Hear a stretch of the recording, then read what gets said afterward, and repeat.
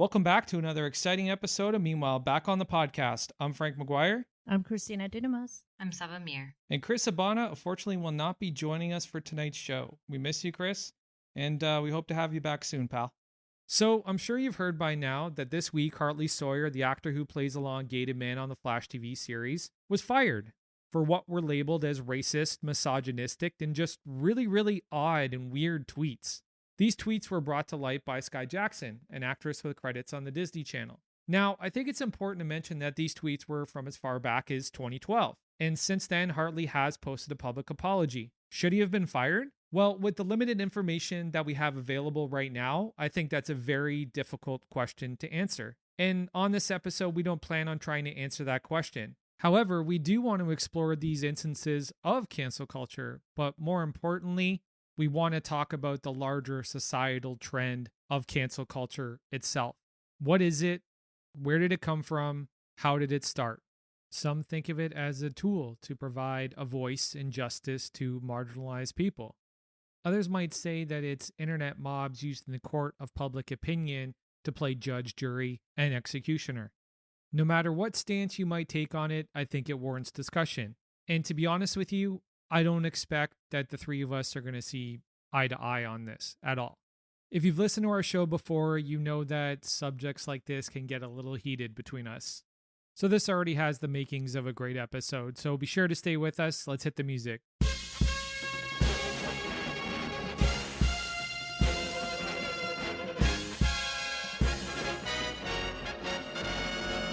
Meanwhile, back on the podcast, four colossal nerds named Saba, Chris, Christina, and Frank have set out to take on a great darkness that has enveloped the world of fandom with their powers of common sense and the strength to take on even the most butthurt Twitter mobs and insufferable comment section trolls. They fight for truth, objectivity, and nuance in the conversation and debate over fictional made-up shit. So on today's show, we're going to be talking about cancel culture, the phenomenon of cancel culture, and how it's impacting fandom. And if you follow recent news, if you're a subscriber to comicbook.com or CBR, or hell, if you have Instagram, you probably heard that Hartley Sawyer, the actor that plays Elongated Man on The Flash, has been fired from his job. He is not going to appear in the upcoming season of Flash or any season of Flash moving forward. Now, he was fired for tweets that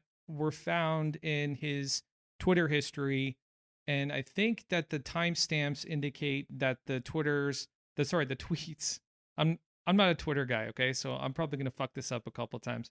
But the tweets were from around 2012 to 2014. It's now 2020. Okay, so we're going to talk about what happened to Hartley Sawyer, but we're also going to talk about cancel culture in a much larger scope. So, guys, can I go first here? Is that cool? Yeah. Okay, so this is the first thing that jumps out at me about this whole phenomenon of cancel culture, and especially in areas where we're dealing with narrative fiction, okay? Isn't like all the great narrative fiction about redemption? Like, isn't redemption almost the centric principle in most of these stories? Isn't forgiveness almost an intrinsic idea in these stories that we're telling? Like, how many bad guys have been redeemed and you know, turned over a new leaf to become a better person? Like, the funny thing is, ironically, is that Hartley Sawyer's character in The Flash was a shitbag at the beginning. And because of his experience with Team Flash and his exposure to Caitlin Snow and Cisco and the other characters on the show, he became a better person. So don't you think that's a little ironic and a little hypocritical? Christina, I'll sort of just respond to that question, Frank. Yeah. I do believe that like you said, narrative fiction are about redemption arcs oftentimes, but that redemption arc doesn't happen in a day. It happens over novels, it happens over seasons, it happens over years. You know, and we've seen this happen. And like with most stories, a very famous one is Jaime Lannister from Game of Thrones. Right. It took him really until the final few seasons to fully get to that redemption arc. And they had that redemption arc through change, through choosing to become better, taking the long, hard road to get there. I don't think it's impossible to get there, but I do think that you need to put effort in. And so at this moment with these certain tweets, people felt a certain way about this. And also you have to look at the audience of, the show. It's a CW show as well. And that's something that is important to point out, is like, who are the main viewing audience? Me, like, I was obsessed with Flash. I will say that when he joined, I did stop watching. I am going to go back to finish it, but he was such a douche when he joined. I was like, oh, I'm going to take a break for a bit. But that's just like the character itself. Like you mentioned, he does come across as whatever. Also, he was a piece of shit at the beginning. Also, that power is gross. I know this is a side topic. I hate, I hate stretchy power. It just is the grossest thing to me. So I just feel really uncomfortable watching it. Oh man! But that's what I will say to that. I don't think people are completely unredeemable. Right. At least I hope they're not. I know there are some cases where it does seem like this person, like there are cases where I'm like, I don't know if there's any coming back from this. Mm-hmm. But in terms of that being a redemption arc, I think it's something that takes time, and not only time, but it takes seeing that this person is doing the acts to redeem themselves and trying to understand and learn from that. Okay. I think you make a great point, but before I counter, Christina, do you want to add your take? Yeah. So I don't think there's anything wrong with people calling out that something you said, or even if it was in the past, is offensive. I think we do need to take ownership and accountability for what's on our social media. I know for myself, I tend to go through my social media and maybe delete things that I don't agree with anymore, or that I just like don't feel comfortable having on my page. I definitely did this, when I, during life transitions. So, when you're transitioning from high school to university to a job, like take some time, go through your profile, make sure there's nothing ridiculous or awful on there. Yeah, so I definitely don't think there's anything wrong with calling people out on it. I think there's a lot to be said with how people respond to it. I think if they apologize or make some kind of effort, then it could be redeemable.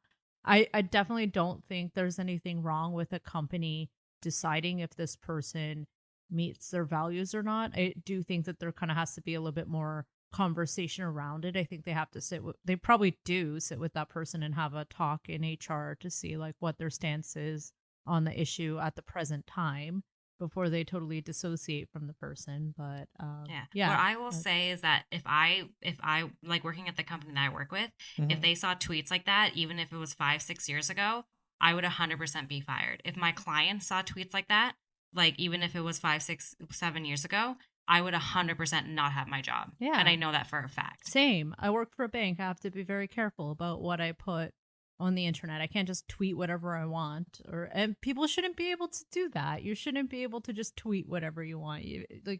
I think you have to be aware that things you say can offend people, and yeah, I think we do have to be accountable for what we say. It's a public space.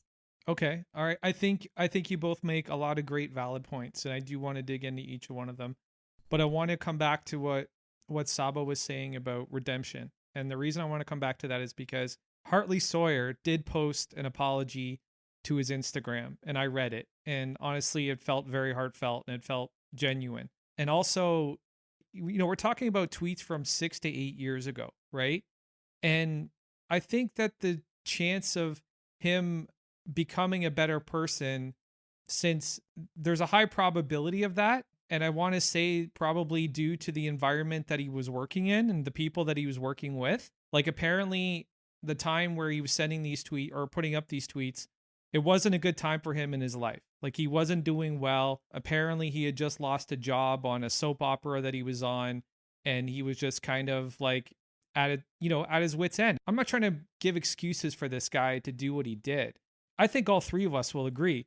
His tweets were like abhorrent. Like they were disgusting. Yeah, that's the thing. Like they weren't, there was only one that in context I could see like maybe kind of being funny, but then with the rest of them were just so like they weren't, I don't know what attempt of humor he was trying to make with them. You know what I mean? Because there wasn't really anything. It felt like someone trying to be edgy. And I do understand that, he's could have changed. You're right. It's been 6, 8 years, but here's the thing with Hollywood, and I think this is the thing with the cancel culture is that there's years and years of letting people get away with things, not just in Hollywood. I mean, in every industry, there's been years and years of letting people get away with things, generations really. Yep. And I think what could be happening is overcorrection sometimes, right? That's a I think good point. But basically, just what I'm going to say for that point is that I think now we're at a point where people finally feel like they can say and be like, this is not right, whereas before, you've had directors like, I mean, Harvey Weinstein was in the industry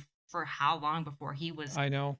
taken down, right? And, Yep. people still worked with him. I mean, Roman Polanski got a freaking standing ovation at the I know. Oscars that he could not attend because he would have been arrested if he landed for I know. raping a young girl. So, Yep. and I'm not making what Harley Sawyer did equal to that for sure. They're separate things. Right. But I do think that's where this response is coming from. I think you make a great point. You're right. There's been the world of Hollywood has been tone deaf for so long that people could be overcompensating for sure, 100%. And I think that because, like, Sabi, you also made a good point about it being a CW show. Okay.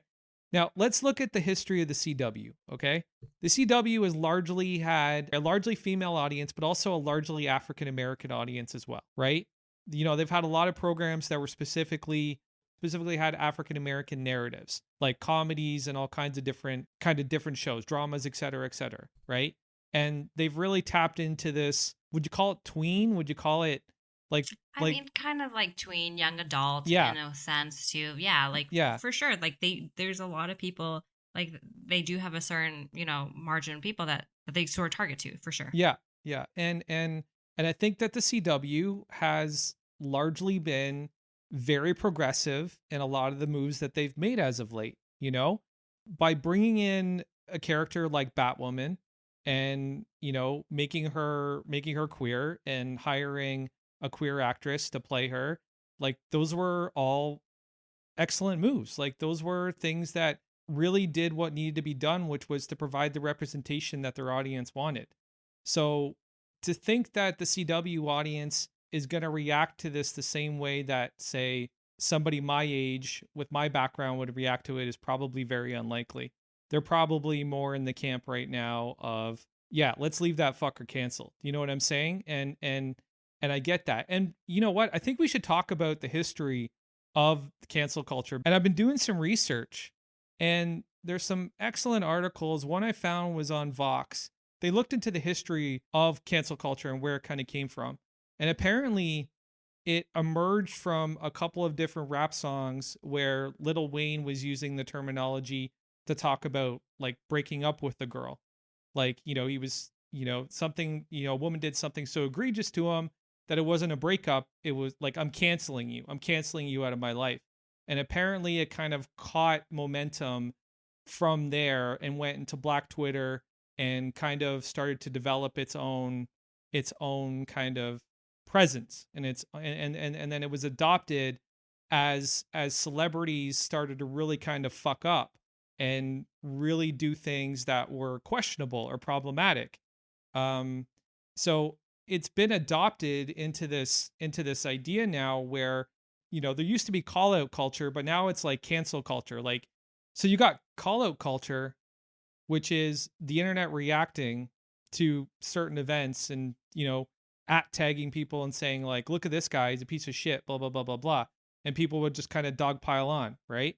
And then call out culture is like hopped up on steroids and turns into like cancel culture, where people are like actually asking for people to use their influence online to use their voices to basically end this person's ability to live, to earn a living, right? And I think that's extreme. I think that's like very extreme.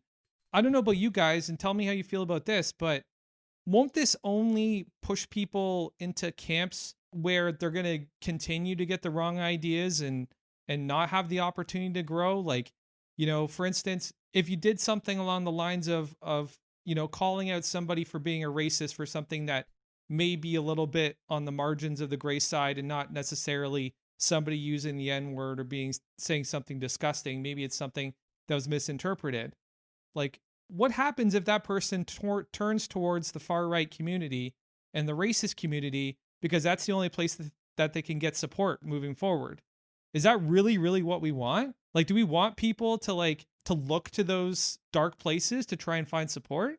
I think that's going to be a personal choice. Either you can realize how your words are impacting people and why people are calling you out for what you said, or you can refuse to accept it and continue to just say what you want to say, and people will continue to call you out on it. It's just going to be like forever a public display of your opinion, basically. So I think that's kind of like what we're seeing with J.K. Rowling, because she has taken a stance against trans people, and she's being called out for that. And she's taken a position. She hasn't taken I'd say she's taken a position. Okay. Yes. A position for sure, but Yeah. she's definitely dug her heels in. And like Yeah. Christina says, some people dig their heels in and sort of stick to one side. What I will say for the whole people moving more towards a certain side because they're canceled or whatnot, I do not think that Twitter is the right forum to have a nuanced conversation. It's really not. You can't do that. I think sometimes people tweet things for shock factor.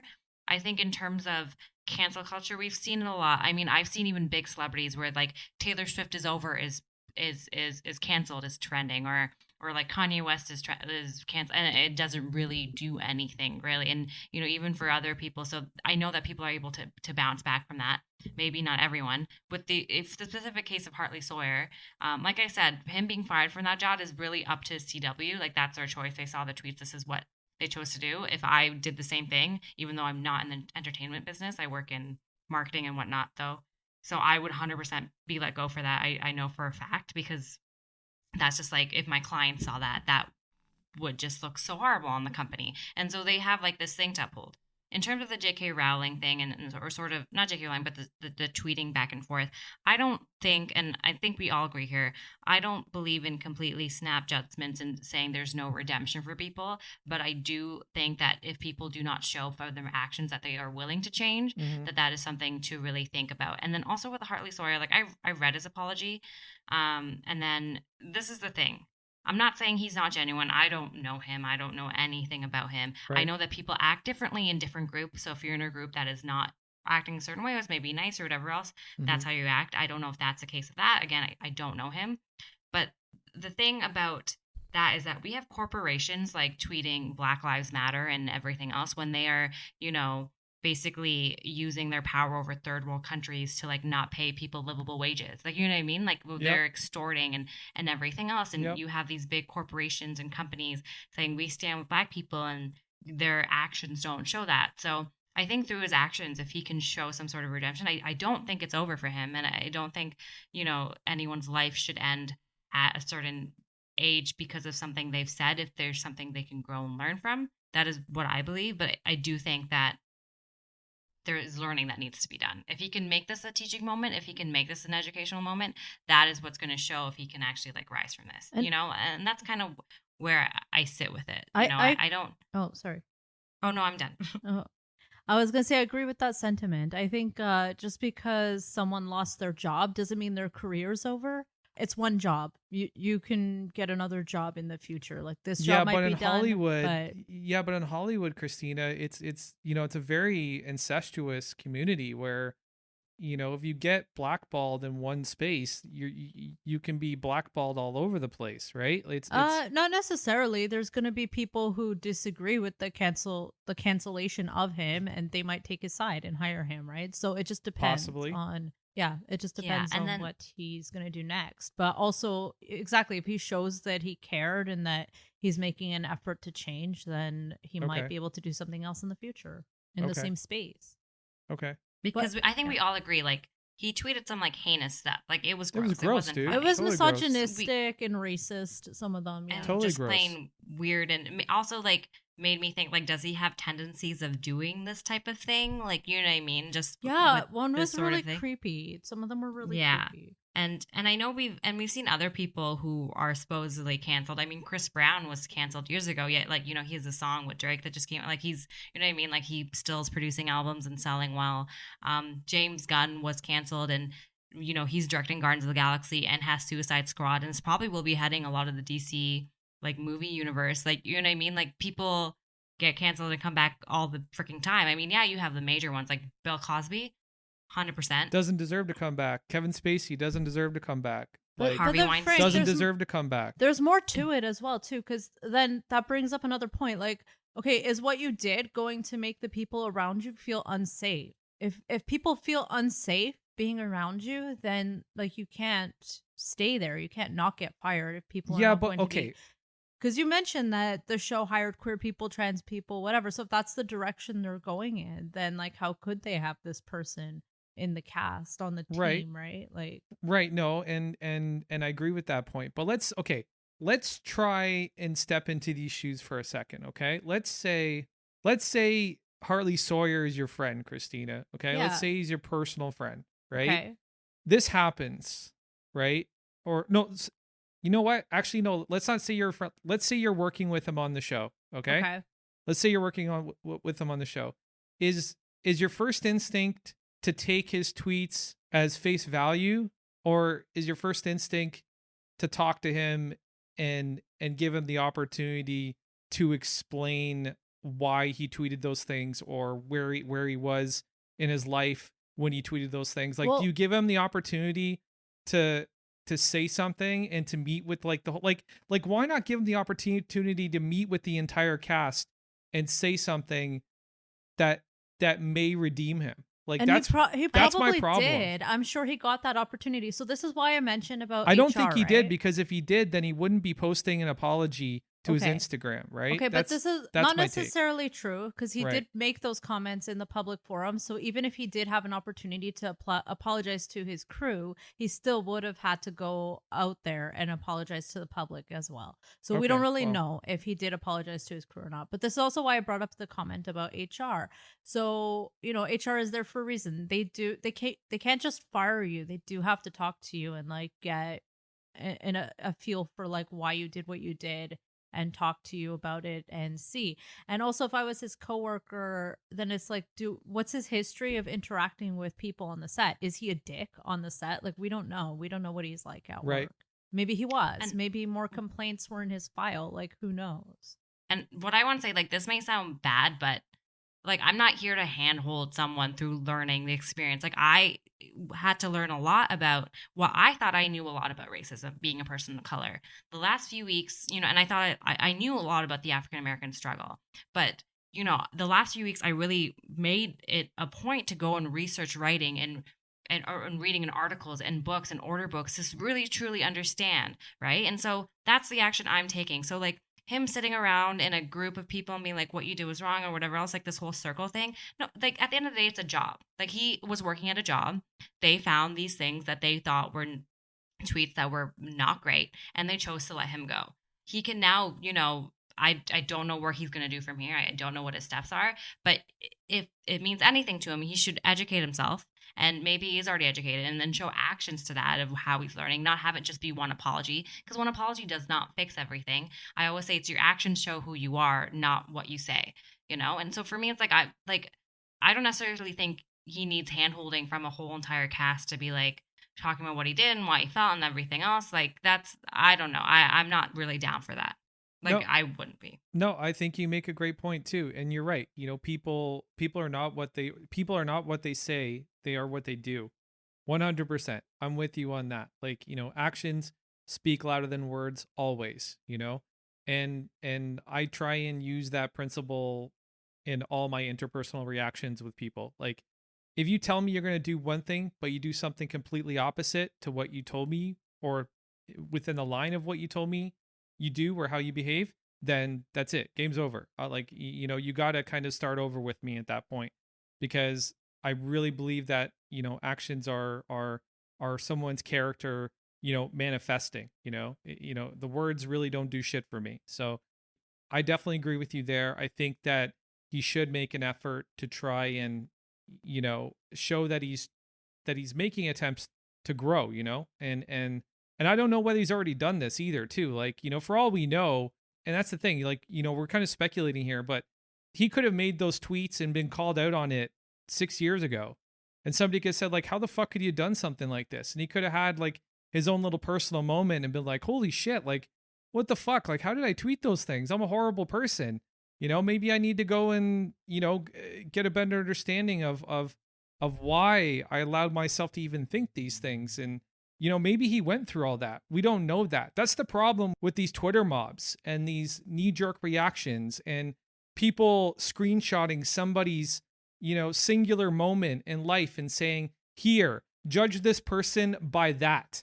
Judge this person by this little snapshot, because this is all they are to me. Like, this is all they represent to me, is this fucking little moment. I don't care what they did before this or how they're going to behave after this. It's this moment. I want you to react, do what you need to do. Right. And that shit has to end. I think we have to allow people to experience that shock and offense. And then over time, maybe they'll get over it. Maybe he will be able to come back and make a name for himself. Depends on how bad whatever was said is, right? So if he deletes it, apologizes, then maybe a year from now, everybody will forget about it and move on, kind of thing. And especially if he doesn't do it again, right? Well, this is the thing, because this wasn't a singular moment. Like you said, this was over the span of like 2 to 4 years-ish of tweets, that he continuously did that weren't deleted. 2 years, and then 2 years, I think. Okay, it was a span of 2 years, these tweets. It wasn't a singular tweet. It was sort of a thing that he did often. Also, as I looked at his Instagram thing, there's not even comment. So he's not even opening a dialogue down there at all. Like, you can't comment on it at all. Like, he disabled them. So he may be overwhelmed, though. Don't you think he's probably overwhelmed? But I think by doing that, I don't think that's a good thing and a good sort of choice to make at this point. I think right now you should be encouraging dialogue.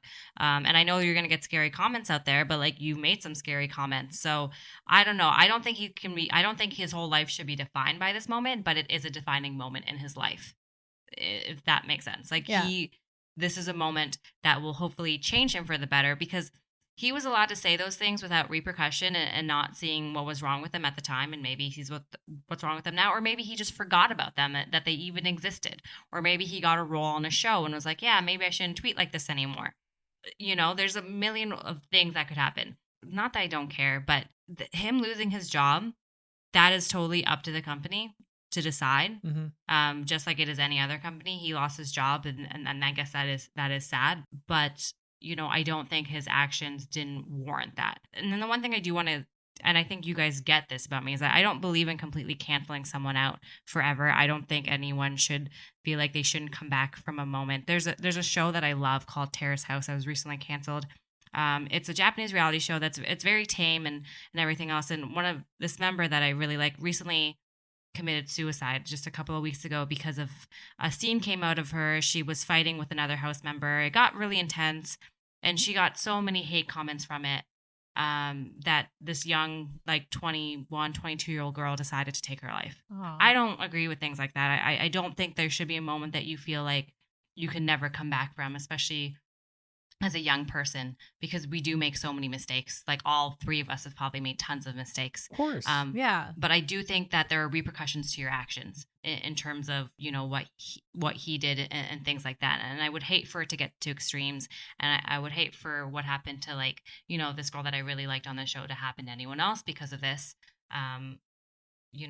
But then, and that's kind of like what I have to say, at least about, the Hartley Sawyer situation. It also makes me wonder who his friends are. Like, who are you hanging out with that you're able to just like tweet this BS on the internet and nobody kind of pulls you aside and says, hey man, you know what? That's like kind of crossing the line.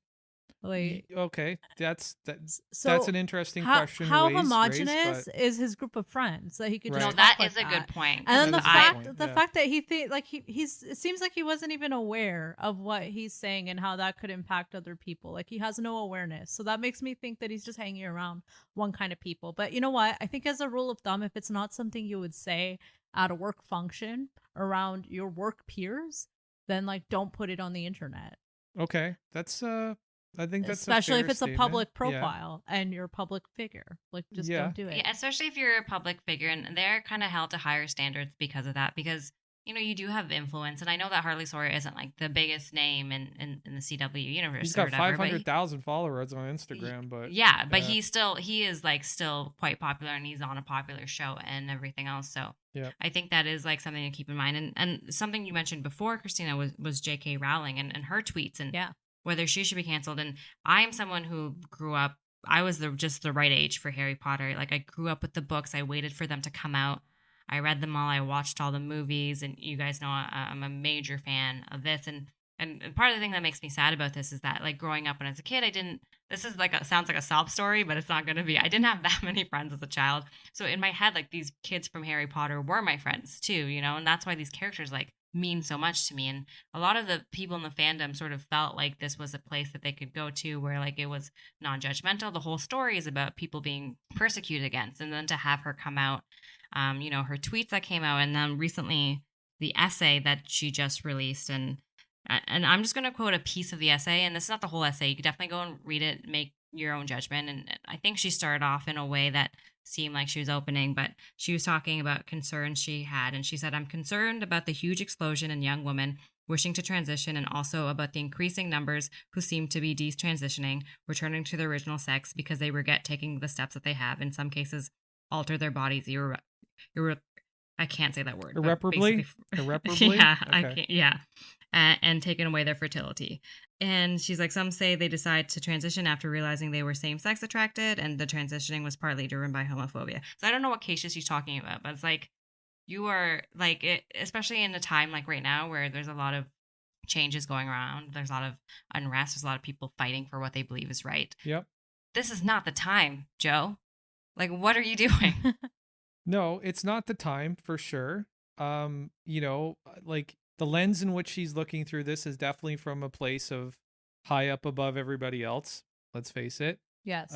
She probably personally doesn't have anybody in her life that is trans or queer or non-binary or So whatever. I read the essay, and she claims to have an older friend who is trans. Oh, okay. Yeah. She mentions a lot, but she mentions a lot. She's like, "I have a lot of trans friends. I know a lot of trans people. I know a lot of queer people." It's like, the thing. It's like, I'm not racist. I have a black friend. Yeah, that's what it feels like. It feels like that. The only personal opinion I have about transgendered society is that I really get worried about the mothers and fathers who encourage their kids before they hit puberty to actually start to kind of change their mindset. Like that really worries me, just because of the medical things that come along with that and the complications that can be created from that. I have to say, I don't feel the need to have an opinion on this. They're not my kids. It's not my family. You would hope they have a doctor and a therapist and a parent and, and themselves their own autonomy. So you would hope but that between those four parties, they could decide what's best for the child, right? Yeah. But yeah, I but feel like it's not up to the public, and I don't think we should take away their access to that choice. It's their choice. Sure, but sometimes that's not the case, Christina. Sometimes it's parents who are woefully uninformed, and they're just going with doing something like this because it's the way that the social conscious, the wind of the social conscious is blowing. Yeah, but I don't think a doctor is going to allow that to happen unless it's happening, the Christina. It's happening. It's happening more and more. It's happening more and more. I think this conversation, especially with the average age, or the average age of death of a black trans woman in the UK is 35. Okay. And that is just a fact across the board. And I think, Frank, the points that you've made, I've heard other people make them before and stuff, but I think, we can talk about when is the right time to transition or when not. I personally wouldn't know, because I've never have gone through that, and I would have to study and research and really, try and basically, use forums like the Trevor Project, which is where Daniel Radcliffe made his, reply to Joe and being like, yeah, she did give me my career and everything else, but I do have to say that, I don't agree with what she said. And the fact of the matter is that J.K. Rowling has a huge fandom, a lot of trans people in that fandom who feel alienated from other areas of life to come here in this world, this magical world that, where you feel accepted. Mm-hmm. And what she basically did with what her essay, essentially, really her essay more so than her tweets to me, was kind of, in a sense, just like break their hearts, spit in their face a little bit. You know what I mean? I think the topic of trans can I say one thing just quick? We don't know that every trans person took it that way, right? We can't say that, right? Like I've heard trans people almost say the exact same thing that I just said about their concerns about about children transitioning at too early of an age, right? I've heard trans women say that. I've heard trans men say that, right? Okay, So, but from the Harry Potter fandoms that I'm part of and the forums that Yeah, I'm part of yeah. Harry Potter, I can say, at least for me, from what I've seen, is the general consensus is that they are not happy with what has been said. okay. You know, you even had Luna Lovegood from the movie Evanna Lynch come out and say something. You had the character Cho Chang, who's played Cho, by yeah. Katie Leung. Yep. Katie Leung come out and well, actually she didn't say anything. She's like, you want to know my thoughts? And all she did was post GoFundMe's and charities and petitions to sign for trans people. And I think right now in a country where trans rights are pretty much, you know, along with Black rights and everything else, the lowest rights that are really looked at. Like, I mean, these people really struggle in any sense of the word. They have higher death expectancy. They are, you know, often murdered and killed and all these things. I think the conversation that's more important to be having about her comments is how it's affecting the trans community of the trans people right now. Yeah, I you know, the agree. trans that Yeah. exist. Yeah, know? no. And I the whole completely thing agree. about transitioning children and whatever else, that's, again, I'm kind of more with Christina. That is really the family thing. I don't understand, and that's probably a subject I need to research more. I should probably read more books about trans people and really try to understand how they actually feel, and, you know, in terms of transitioning and stuff like that. And- But I think the bigger conversation is, you know, the current trans community and what she's done and whether she should. I mean, I don't know.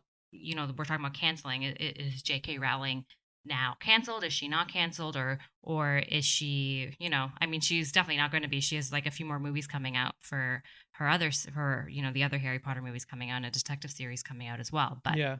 I think that's like the bigger conversation. Yeah, I Yeah, think my what- point was that actually she made these gross comments too, and she offended a whole bunch of people, and she's not canceled. She's still gonna have all of these things come out, and people are still reading her book. Or no bookstore has dropped the book from their store. I haven't seen that happening. Yeah, no, that Yeah. hasn't happened yet. No, for sure. Can I go back and just say something real quick? Like, my opinion is a very cursory opinion. It's not based on, like, I haven't done all the research. This is just me wanting people to be safe and happy. That's it. That's my Right. hot take, right? But It's just I- I want people to be safe and happy. Maybe I'm misinformed, and if I am, then somebody can point that out to me, and So- I'm willing to listen. So Okay. Frank, I read her essay too, and she Yeah. tries to frame it as something out of compassion or empathy, but really the root cause of it is she describes how she was a domestic abuse survivor, and basically she's afraid of trans. So people who Like, used she was to be afraid men. of taking away like gender identity. Yeah, 'Cause then she's afraid that men her- are going to be coming into women's change rooms and women's bathrooms, basically. And Did Okay, she so say she's that? yes, she traumatized. wrote that in She's in the essay. traumatized. So it's coming from a place of fear. So Yeah. No, any- but here's the thing. Yeah. She's been on this for like a year or two, and this is the first time she's brought this issue up in this essay. Oh, okay. And also the other thing that I will also like, cause this is like 2 years ago was the first time she sort of spoke about like trans people the first time around. And then there was an incident again a year ago. And then there was this one, you know, just like, you know, a couple of days ago. And then now this, and this feels like I don't know.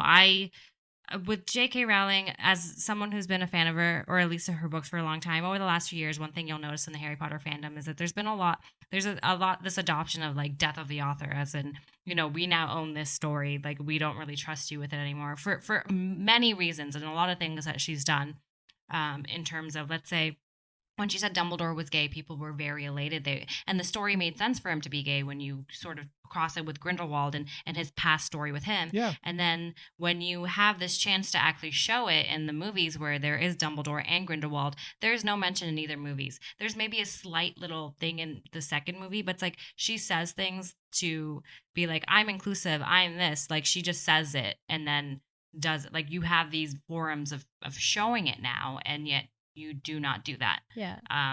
And that's just one example. There's other ones of what she's been doing as and well. just- And then that's what makes me sad as like a fan of Harry Potter and a really big fan of like the books that she created and the world she created. And so, yeah, it is kind of upsetting in that sense. Yeah, and just to go back to the place of fear where she's coming from, you know, maybe it's not taking away we can't take away people's rights just because we're scared. We just need to Of course change not. how things are set up. I've been Yep. into gender neutral washrooms where each washroom is like a separate room and Yeah, just so the have I. sinks are shared. Yeah. And Which is how, that doesn't let's be feel honest. unsafe. There's so many people Yeah. there like using, and that's how it should be. Like there's no stall. It's like a Yeah, whole there's no- let's be honest. Like that's how when I went to Japan for the first time, and then I went to all the bathrooms, and they were so nice, and they had actual doors that closed. I was like, why the fuck do we have these gross ass stalls where I Yeah. can see the person like outside the door, where they can just like, you know what I mean? Yeah. Like that's another issue altogether. Like So- Yeah, North there's American no- toilets. There's ways to design it that you could create Yeah. gender neutral washrooms and it's not unsafe. So it's like Yeah. a stupid argument for trying to take away someone's rights. Like, No, I agree. And there's no empirical data to support that there's been an increase in rape or anything No. when washrooms have gone gender neutral or they've gone mixed gender, right? Like in Germany, it's just the way you set it up. You set it up so that you can make it a safe space by how you set it up. That's Yeah, all. yeah. There's a way to design it, right? yeah, exactly. And in Germany, they go into saunas together and they're like women are topless and they feel fucking fine with it, right? Like it's it's a Yeah, cultural because the men are thing. gentlemen and they're not going to be creepy. Well, we can hope. Oh, We come can hope that on. there's a- You don't think Germany has bad I don't dudes know. too? I Come feel on, like dude. I feel like if you're gonna create that kind of environment, then people are gonna be like polite to each other. Yeah. Well, it's also like how your culture responds to nudity. Like in terms of Exactly. like Yep. some cultures are maybe a little bit more open with it, like Yep. and some cultures are not. In terms of like sort of another thing that J.K. Rowling said that she's feared that like by trans women becoming women, that erases and they're trying to erases her gender identity as a woman and her struggles as a woman. And I don't think that's true at all. I don't think allowing this other group of people to come into to be women will erase any of my personal struggle. Like they also have their own struggle. So she does reference a lot of research that I don't know about. And this article or this essay just came out like a couple hours ago, actually, before our show. So that's something I'm definitely going to have to dig into because I don't like, taking things as a face value and whatever. Yeah. In terms of that, but I will say that I don't really know if this was the right response for her, but I mean, I guess it's the response that she felt like she had to do. I guess. No, I think it's her, like, it's definitely motivated by her own fear. I can tell that now. I didn't know about this thing in her past. She's definitely not operating from a place of empathy, sadly. No, but she's Um, trying to frame it that way, and that's not right. Actually, Yeah, I know. Yeah. Yeah, no, she's trying to use an empathetic voice to try and drive her point home, right? It's no different than when a racist group makes a video with a bunch of African Americans talking about how there's no systemic racism, but the guys that made the video are racist. Yeah. It's almost exactly the same fucking thing, right? It's all about the agenda behind the words, And it's sad that she sees it like this, but maybe over time she's fairly, she's well into her life. I don't know if her mind is going to change on this issue, but Yeah. I think she needs to be a little bit more And at the grateful end of the to day, her she's fan not going to base, stop it. I but- think a whole generation of people doesn't see her way. So, No. she can't control what happens in the future and she shouldn't try. Yeah. And the fandom is pretty so this is one thing that the fandom says that the Harry Potter fandom is still very big. It's still growing by the day. I mean, even just the other day, so my niece was staying with me for a while and we'd read the first Harry Potter book every night, and it was kind of annoying because she asked 1,000,001 questions. I'm like, Evelyn, we'll get to it when we get to it. And the thing about this fandom is that it's kind of grown past Joe. It really has. And a lot of times we make fun of fan fiction and all that stuff, but Harry Potter has some of the most beautiful fan fiction, these stories that I've ever read, where these fans write, prologues, things that could have happened, side stories that could have been. And Lord of the Rings is actually known for this too. There's some really amazing Lord of the Rings fan fiction, and not just that, just how they've sort of created this wonderful community of Potterheads together, and that's the thing. That community is so inclusive and it is so kind and understanding, and that's kind of what the Harry Potter books were also about. Mm-hmm. So then to see the person who kind of writes them, and people have made remarks to her about diversity in her books and all that. And you could say it's a time capsule, it's a different time, things like that. And, she's trying to correct, but has said some really questionable things over the years. And, I don't think she'll ever be canceled or anything. I mean, she's wrote like one of the most successful book series, that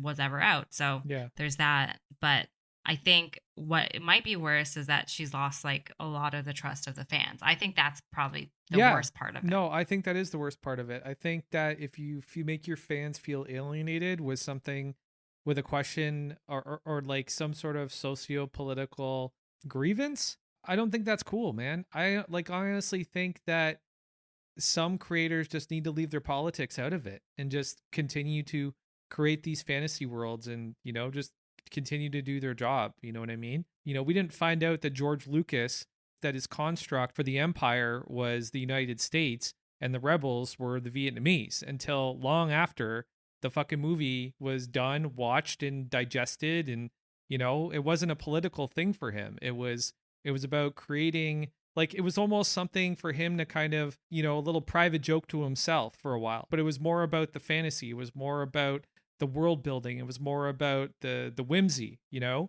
wasn't about a political agenda. It was just about a story. And I think if creators can kind of dial back into that space a little bit more, and that's why I have such a problem with heavy-handed socio-political messages in certain content. And there's certain things where I celebrate those kind of messages. Like Watchmen, sorry, dude, Watchmen is a work of art. It's what the world needed. It couldn't be more appropriately timed. Yeah, they did it right in Yeah, between both Black Lives Risings, I guess. So, Yes, yeah. yes, and not only that, but the way that they had the main character, the way that they had Hooded Justice co-opt the noose to be almost his fucking totem of power. Yeah. Like, they killed that shit. Like a white guy will, these racist motherfuckers will never look at that symbol the same way ever again. And I think that's the greatest thing in the fucking universe. And I celebrate that every time I turn on that show, or every time I fucking see anything about Damon Lindelof or anything about Regina King. I celebrate it, and I'll continue to celebrate it. And I think it's very timely as well. I mean, it was always timely, but even more so with what's going on is that they did the research as well, and yes. I think this is the big thing. I think people are starting to hold people accountable for the stories they tell and the things that they do. Yep. And there's some account, like if you are a creator, then, and you're in a public platform creating something, then, you do have to be accountable. I think Damon Lindelof, had a writer's room of people that were probably there telling him these stories. And so he could understand, Yes, he did. And learn. Yep. And I think that's with everything. And, if we go back to the beginning of this spot where we were talking about Hartley Sawyer, like I said, I don't think that he's irredeemable. Even Joe, like, it's so interesting with J.K. Rowling because she literally created a story which is about, like, if you look at it, it's almost about racism. I mean, the Death Eaters were like, some sort of racist group who were killing people who they felt weren't pure blood. You know what I mean? And Yeah. and you created this whole story that is about this, about people not being accepted for who they are because, of a certain thing. And so it's interesting. It's the X-Men too, right? It's the exact same landscape. I think the story is called God Loves, Man Kills. That's the X-Men one. And, it's about this group of mutant haters. And they're like the KKK or the neo-Nazis or whatever. Like, they want to go out and they want to kill mutants and they want to eliminate them so that, they don't have to deal with them anymore because they're threatened by the fact that they're a superior life form. Yeah. And then, like you're saying with Harry Potter, it's very similar. I think me and you had a conversation about the whole, the analogy of the Death Eaters, how they're representative of, didn't you say the KKK or something? Yeah, like they're these people in these black hoods that, congregate. They have like a certain symbol that they congregate around. It's essentially, that essentially really is like, some of the inspiration for it as well. So, Yep. this also makes me wonder, and this is a question I have, is how much stock should we put into these creators? Because sometimes we build people up in our minds. You know, we Mhm. build these people up. We don't know these people. Like a good example, he hasn't done anything wrong that I know of yet, is Tom Hanks. Like Tom Hanks is like this, you know. Wait, you didn't hear the he's rumors about him being a oh, pedophile with Bill oh, Gates No. and not no? Hanks. Oh Yeah. no, not Hanks. Yeah, and But Bill you know what I Gates mean? is going to Like, give us a microchip, and they're going to take all our cash away. oh, And Wow. yeah. I've heard people who really. Anyway, that's another Yeah, conversation. that's a whole thing. But the thing is, like, we sometimes we create these sort of in our mind like hero like characters, and it's probably something that Yep. goes back to when we're young, where we sort of idolize people, and then realizing that people are flesh and blood. There's a line like that in Dune, which is a great book, one of my favorite books. love Dune. I'm excited for the movie coming out. It looks Me good, but too. there's a line where Paul, before he becomes Mojave and everything, when he's back on his planet with the original planet with his father Leto, is that, and I'm gonna butcher the line, but he says the minute that like your childhood kind of ends is when you realize your father's not some god but like flesh and blood. And that line always stuck out to me, is like, because like not everyone is lucky enough to like idolize their parent or Yep. like have good relationship with their parents and stuff like that. Yep. For me, like my father was someone I've always idolized, and when you realize that these people that you idolize are just human beings, Yep. and how difficult the act of just being alive and going through the day and trying to be somebody, how difficult that is in itself. Yeah, dude. Yeah. And realizing, Yeah, and it comes over time as you're trying to manage your own life, right? Like, the first time you get laid off or fired, or the first time, you don't get the apartment you wanted, or the first time your you heart get dumped, breaks. or you get Yeah. you get, your heart breaks. You realize that your parents went through all this shit too. They're not immune to these things. There was a point up until where you thought that they were immune to these things, Yeah. but that veil kind of starts to fade away after a while, and you're like, oh shit, you fucked up too. Like, you probably fucked up a lot, actually, because my life is a lot easier because of the internet and this and that, and you didn't have any of those fucking things. Like, hats off to you for like even being alive. Like, you know what I mean? Like, it's interesting to compare the two timelines, for sure. And Frank, Yeah. I love that you brought up the X-Men, because Magneto is basically like, I guess, what cancel culture is. He's canceled the human race, basically. I And, guess and, so. and Charles is sitting there being like, no, we have to teach people what they think is wrong. Otherwise, no, nothing will in- change. Yeah, no, and he's, Magneto's right in a way, though. Like, Well, he's had wants enough. to- He's just like, I'm done. I'm done having these conversations. We're not doing it. But the thing about anymore." Magneto is you never see him go after anybody who is completely innocent. Like, you see him, like, not everybody is painted with the same sins as the people that he hates, and in a way, he is the cynic, obviously, and or the realist. Cynic, I don't know if you want to say cynic. I think he's more of a cynic than a realist. But and then obviously Charles is the optimist, like Yeah. he's always thinking the best is in everybody, and it just needs to be brought out, right? And Yeah. and honestly, I feel that way. Like, I And do. he didn't have Twitter, though. I think if Charles had Twitter, that could help.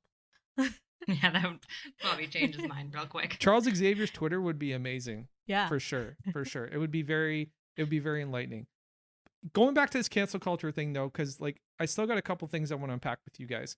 One is, how do you personally feel about the advent of cancel culture?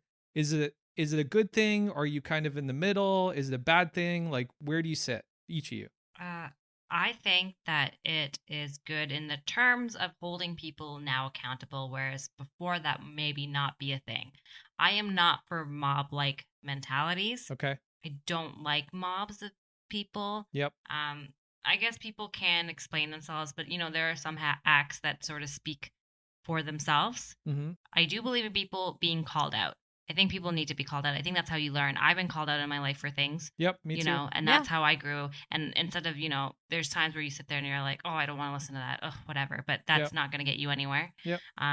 But my thing with cancel culture is that I'm not into the mob like apps aspect of it. Okay. I think, and I don't think that Twitter is, like I said, a place that people can have nuanced conversations. It's very difficult to do that. And, there's a lot of other forums, but I know that one is the most prevalent. And and everything else. But I do think that, it's about time that people were held accountable for their actions, and there's consequences to those things. I agree. Christina, do you want to give me your take? I think it's important to have these conversations and bring these things to the forefront. So, for example, like the R word, it's not okay to say the R word anymore. Back in the 90s, when I was a kid, it was totally fine. You could run around in the schoolyard and say that word as much as you wanted. And the F word, too. Yeah, okay. The F word's not count. Okay, yeah. Yeah, homosexuals, yeah. Yeah, so two words that in the 90s it was totally fine to say, and like you'll see them in the 90s movies too. Like if you ever watch a movie from back then, they'll just like oh yeah, they're there. Like dude, they're still in Bill and Ted. Yeah, they're and it still feels shocking. in Bill and Ted. It feels like shocking and weird when you hear those characters say those things on TV. Yeah, I know. But like, yeah, okay. So at some point, someone told me, "Hey, man, you can't say that. Don't say that." And then it's like, okay. So either you can choose to continue saying it, or internalize that, realize that, oh shit, this word hurts people. I shouldn't say it, and change your actions. Right. So like, I feel like all of us have gone through that on some level, because social norms change, and things that used to be okay to say aren't okay to say anymore. And I don't know. I feel like we just have to embrace that and change sometimes. Sometimes it's just necessary. So, yeah. Okay. All right. So my take is this. I think it has its purpose. And I think the purpose alone should be to call out incidents of hate or unequivocal racism. And I think that the people that should be making those calls, though, are the people that are represented within those marginalized groups. I'm really getting sick of watching white people playing the white knight and doing these. I know they want, maybe they are an ally, and I get that, and I think that's amazing. But I think that the majority of the people who go on Twitter and spend a lot of time on Twitter with all this cancel culture or call out shit, I think that they're virtue signaling. But Frank, who's more likely to change someone's mind? Are you more likely to change your actions if I, as your friend, tell you that, like, oh, you know what, I heard it's not really okay for you to say that anymore. Yeah, but if it comes from or a friend, stranger that's different. telling you on the internet, a stranger you don't know telling. But that's what I'm saying. It's like better if it's a friend. So what if your friend is mostly the white person? Like, what if you don't really have? No, that I'm many okay other with friends, that if right? it comes from a friend. I'm saying strangers who dogpile on people, and especially when it's outweighed by white people over the actual people who it affects. You know what I'm saying? I'm saying that's why white people do need to be allies. Like we can't No. just stand on the sideline and pretend like we don't see what's happening. Right? Dude, I'm an ally. Okay, listen, I'm a total ally. Truth be told, okay, 2 maybe 3 years ago, when I think it was during the Ferguson riots and whatever, people were, that's when Black Lives Matter really kind of jumped off, right? I didn't know how to feel about it. Okay. And I didn't either. I didn't understand it. I was kind of like questioning, why not all lives matter? Exactly. But then, I did the same thing. I didn't say it. I researched it and I'm like, oh shit, that's why. Okay, I get it. Yeah, no, we can't say that. See, I did the same thing, but I was too arrogant about it because, like I said, I want everybody to be happy. I want everybody to be protected. I want everybody to be okay. I'm an idealist, right? In that sense, as far as like how I want the world to be. Like it's a very idealized version of the world. But this year, it was very different for me. Very different for me. I get what Black Lives Matter means now. Like I get why it has the power that it does, and I get why there needs to be allies behind it. I get it 100% now, right? But I'm not talking about that. And I'm going to give you a specific example from fandom, right? You guys remember when Black Panther dropped in the movie theaters, right? Yeah.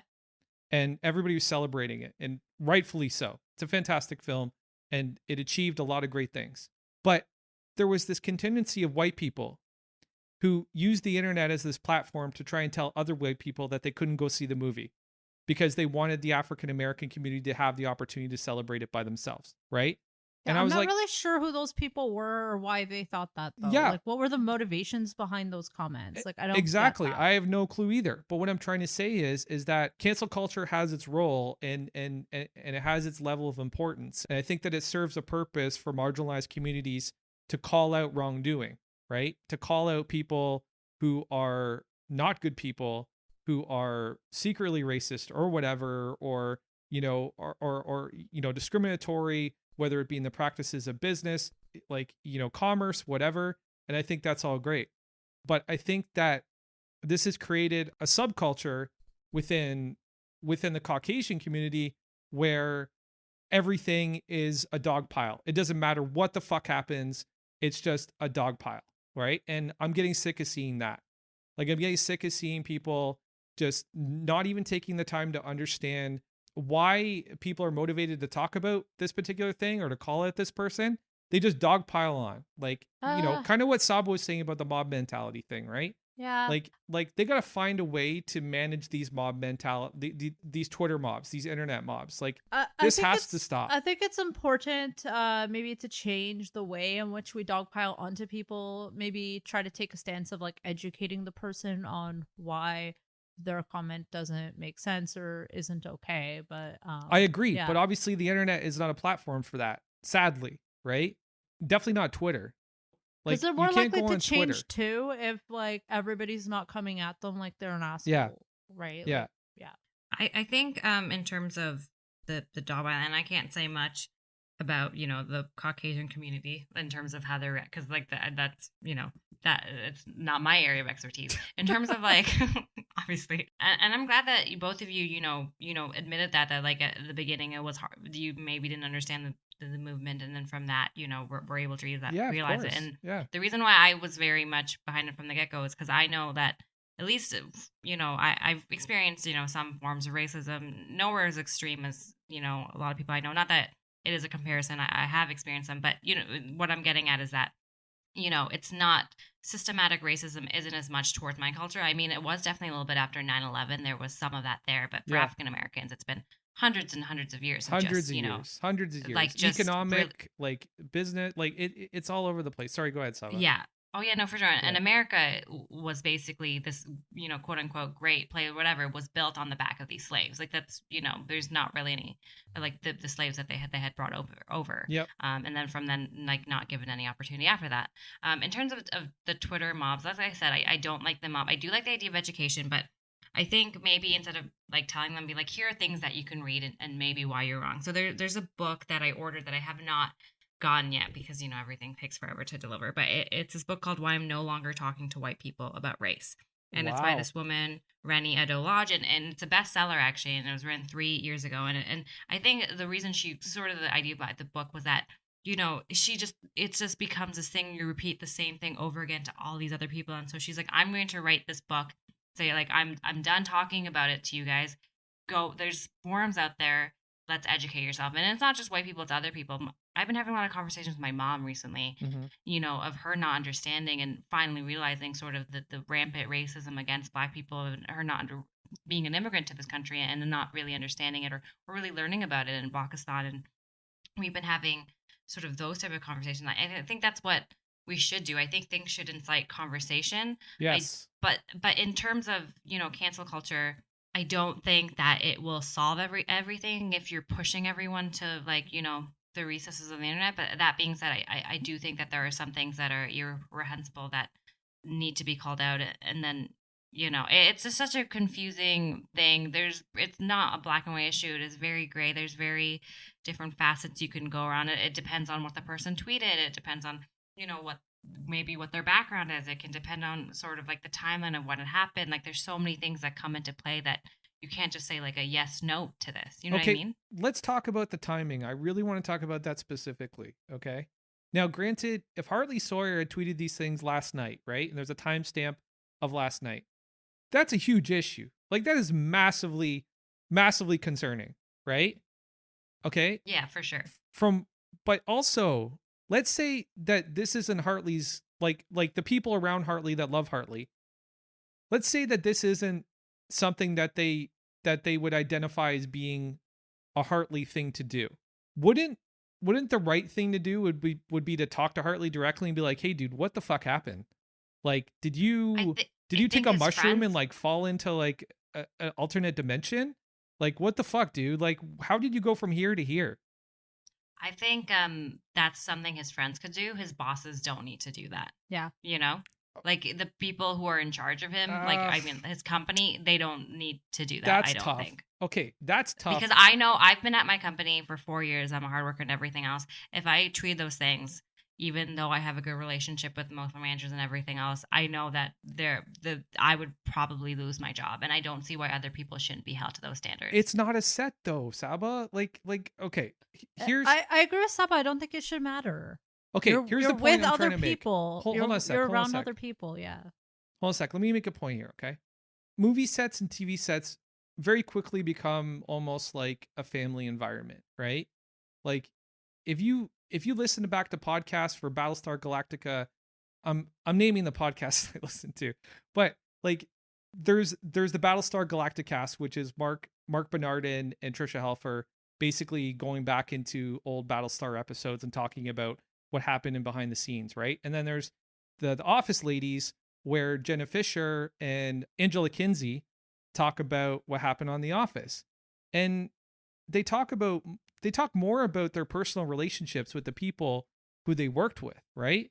And it almost sounds like they become like these family units over time. And Hartley's been on that show for a while. Like, yeah, but I don't think all sets are best friends. Like this whole like Hollywood, we made a movie, we're all best friends now. Like I don't think that's always the case. I think that can be the case. I know people who've worked on. I have a friend who's a lighting person who works on The Expanse and has worked on Arrow and even Smallville and such, and has told me some like weird stories from behind the scenes. Like there's just things that happen, and I don't think that this whole we're a whole family. It's like no, they're making money. Like this is the thing. This is their job. They're making money. They're selling things, and we can sort of go down to this whole family tie thing, but at the end of the day, like no, like this is a money making machine to them. Like this is what it is. And yeah, there's people who are invested in story. I'm not saying there's not, and there's definitely friendships and everything that form, but it's a job. At the end of the day, it is a job. The producers have a job, the studio has a job.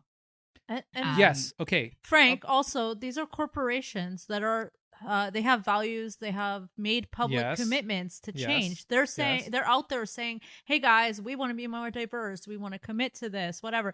You can't commit to diversity if you're not going to take action when these kinds of things do happen. Okay, right, that's fair. Like you can't that's on fair. The one hand saying, oh, we're trying to create an inclusive space, and then let somebody who doesn't feel inclusive just like stay there when they've done something egregious. That's fair. Okay. I got to push back on the whole, like, the set's a bit. I don't think the set's a bit, like, yes, the set's a business. Okay. But the set, I think, kind of lives in its own little bubble away from the business itself.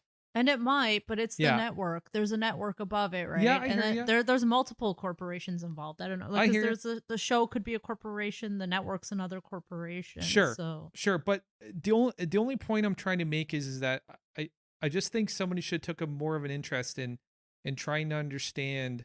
Like, sorry, no, that's not the point I'm trying to make. The point I'm trying to make is this: is that the timing, I think, really matters in these cases.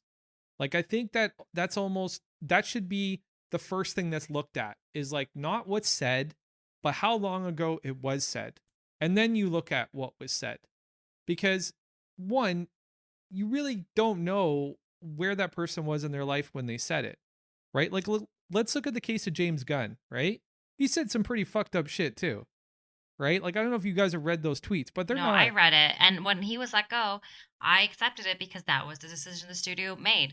Then they chose to rehire him, and he also got other movie deals out of it. And then now I can make my decision at the box office if that's something I want to see or not see. And that's another question all on its own. But no, like, there was an action made for that. And this is the thing, like, I've had some shitty times in my life. I'm not going to be like, oh, my life has been horrible. Like, yeah, everyone's had some really shitty fucking times in my life, and I've never felt the need to do those things or say those things or have those thoughts or broadcast them. Right. And people don't change easily.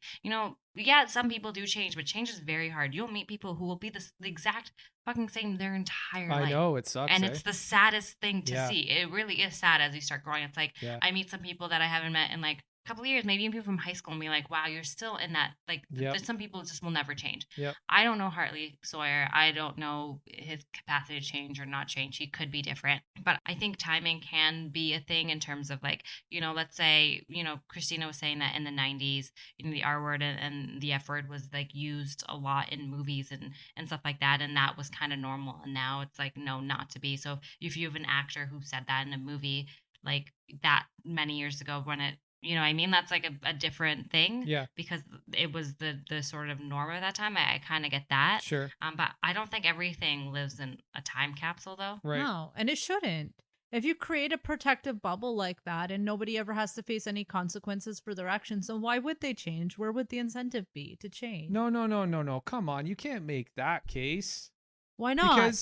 Because if it's something that happened 6-8 years ago, Occam's razor at a certain age should probably tell you that this person has probably made a pretty fundamental change. Okay. So what do you think happened in that HR conversation? Why HR pulled Hartley aside and asked him questions about these comments Honestly, that he made? Honestly, what do you I think don't think happened?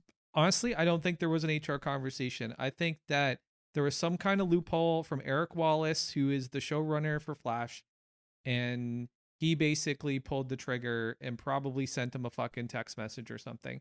Eric Wallace, he is extremely progressive, and he's been prioritizing a lot of the female driven stories over Barry's story, and the show's called The Fucking Flash.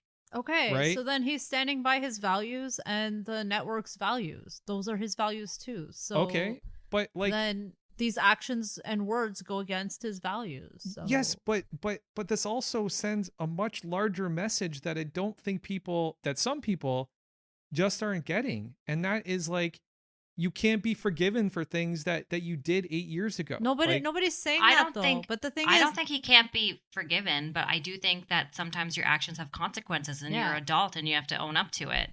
You're not a kid. I'm not your mom. I'm not going to give you second chances. Like, I don't, like, whatever. If you show me that you want to change, go ahead. But like, I'm not in sort of the thing of educating somebody about why that was wrong. You know what I mean? Like, Yeah, I they get should that. obviously see that, and that's the thing. It's like, they made a decision based off whatever they are standing behind, or like Christina said, like whatever his mission statement is, and that's it, for at least in terms of that. I don't think he's irredeemable. I don't think he's ever going to be not forgiven.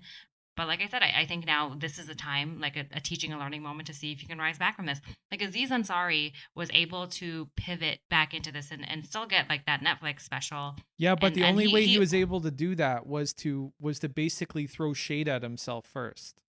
Well, he did, but not only that, but he addressed the issues head on. And you can still disagree or agree whether or not you think it was done, whatever. And that's a whole other We side don't need to get into conversation. that. Yeah. Yeah, that's a whole other thing.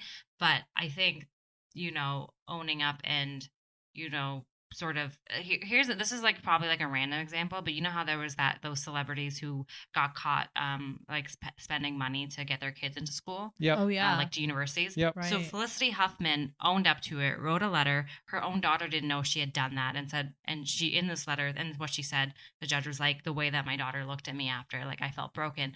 We did her jail time. I think she'll probably be able to like make a career of herself. Lori Loughlin, or whatever, the lady from Full House. Yeah, Fuller Lori House, Loughlin. Yeah. dug her heels in, did not accept what was wrong. Now finally is accepting a deal. Kept saying they were not guilty. I think for her, it's going to be hard for her to climb back because of that, And that's like an example. It's like, this woman, like, what she did was really wrong when you think about it. It's like, you're using your money, so it's just not fair. But Felicity Huffman sort of owned up to it right away. Did her, I think she had like a week of jail time, really. Yeah. Whereas like the other actress obviously did not do that, and obviously that's a different example, but I think it's a good example to show of at least like in terms of owning up to what you did. Yeah, and I think sometimes you just have to step down and let things blow over, and that's it. And Okay. No, you all make fair points, but before, like, I want to get your take though. Does time matter? I think it could matter, like, but also how old? No, was- personally, from your point of view, does it matter? I think it depends. So, like, was Okay. I a kid when I said those things? If I was a child, then, like, yeah, maybe that makes a difference. Time matters, right? Okay. Yeah, I don't think it's like a black and white. But what question, about just, the like, cancel president kids. saying the things that he said? Like, I'm gonna grab them by the pussy. When did he say that? It was like 20 years ago. Was he old enough to know better? Yes, he was 50. No, it wasn't. It wasn't 20 years ago. It happened on that show Access Oh. Hollywood. Like, Hollywood, in- not But 10 people years were ago. But- bringing up things that he said like decades ago, and like Yeah. he still had to be held accountable. Weinstein still Except had to he be hasn't really been accountable for held that things that happened accountable, but- decades ago as well. So, like, yeah, I think time matters, but it depends on what the offense is. So don't you guys think this is a dangerous message to send though? Like, I mean, the message that's being sent is that, like, you've already told me that, like, he will have the opportunity to redeem himself, right? Like that's what we've basically all agreed on. He will have the opportunity to redeem himself at some point in time. Yes.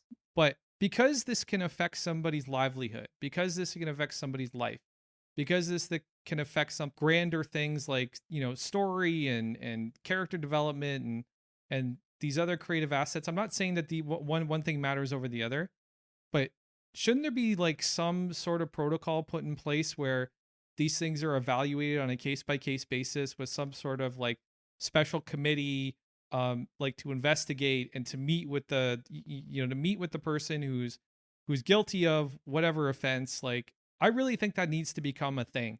So I think that should be HR, and I think HR needs to be objective and kind of like not just take a stance, kind of like look into it and see what happened. But yeah, I don't know why that wouldn't be happening in movie settings. Okay, but would you agree that the court of public opinion has more power than let's say the opinion of an HR rep inside CW? Perhaps. Well, you were just saying that the showrunner is very progressive. So, yeah, he is. I think even without that, even with HR, he might fall upon the same decision. The access of livelihood, like obviously, like losing job is sucky, but like again, like I said, and Christina, you said like we would both lose our jobs for that. Yeah. I work with a ton of clients. If they saw that, I would lose my job. I would lose my livelihood. Yeah, I would lose clients. I don't see same thing. Yeah. And I don't see why, just because he's an actor, that it should be different and that he should be given an opportunity that I wouldn't have been given. If that's me. For me, it would have to be a learning experience. I'd have to go back and be like, okay, I did something wrong, and then build myself up from that again. And I don't see why he shouldn't have to do the same. And I have a feeling it's not an isolated incident too, though. I don't think this is like a standalone issue. I think that something about his character. You mean you suspect? You mean you suspect? I suspect. Okay. Yeah. Okay. Do you guys remember the story about Justine Sacco? Do you remember her? No. She's the woman that was, I think, working for either a consulting firm or something, and she tweeted before she got on a flight to Africa about the AIDS thing. Yeah, and then she hadn't landed She yet. landed, and her whole life was like over.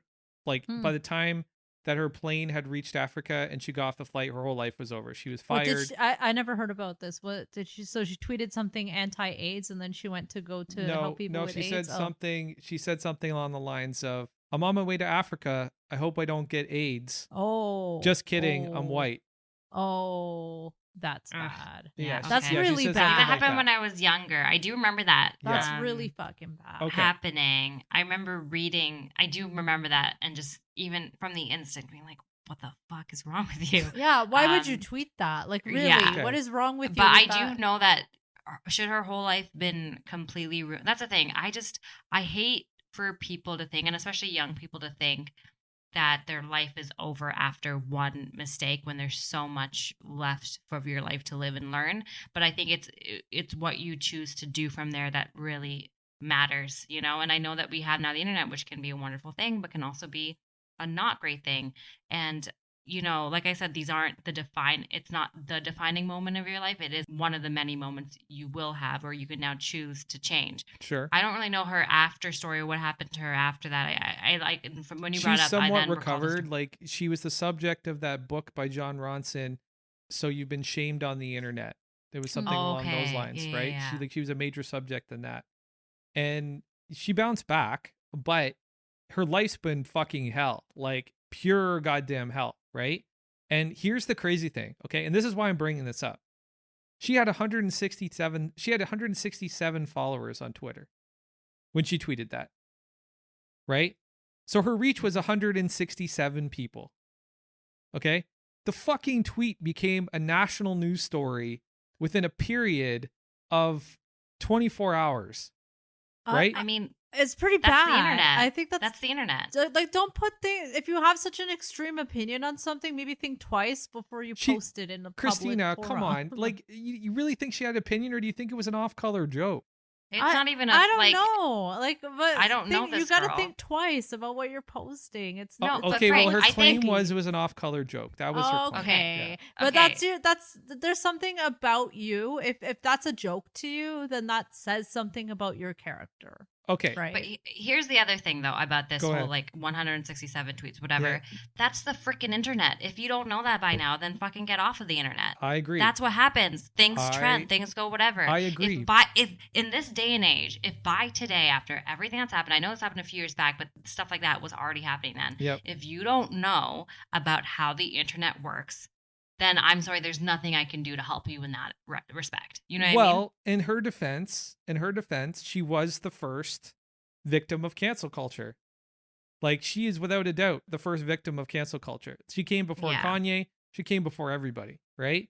Like, she is the first yes first and body no, to hit the Frank. ground. Yes and no, Frank. No, it's because- true, dude. No, It's because 100% cancel true. culture existed before the internet, in a way, right? Like hippies Okay. in the 70s would like boycott things Yes. where they didn't agree with the actions or the values And of certain I'm companies. glad you or brought that up because I CEOs or do want people, to. right? Yeah, no, I'm glad you brought that up because I do want to It's get just into with that the comparison as well. internet, it becomes Right. more mainstream. More people can jump Right. on that Right. bandwagon. More people can hear that message. Right. Okay.